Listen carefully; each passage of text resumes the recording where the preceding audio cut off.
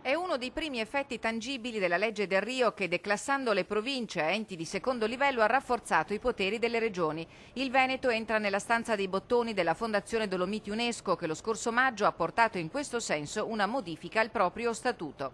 È un risultato molto importante su cui stavamo lavorando da un paio d'anni.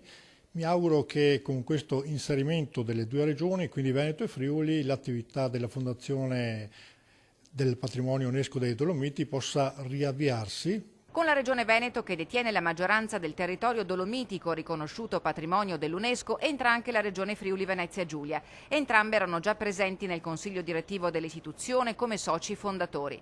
Nelle more dei cambiamenti istituzionali imposti dalla legge di riordino delle province, la Fondazione Dolomiti UNESCO aveva bisogno di riferimenti certi che ha trovato nelle due regioni, che oggi entrano nel suo CDA a pari titolo con gli altri soci rappresentati dalle province di Belluno, Bolzano, Trento, Pordenone e Udine.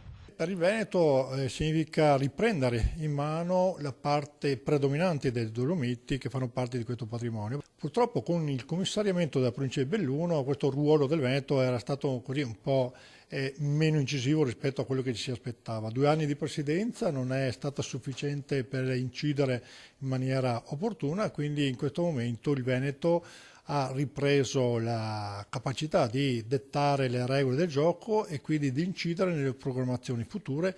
Più poteri e un'impronta nuova alla Fondazione da parte della Regione Veneto, che finora ha erogato i finanziamenti e partecipato ai progetti dell'istituzione. Si continuerà a farlo, chiosa Finozzi, con la possibilità di avere un ruolo decisionale più incisivo.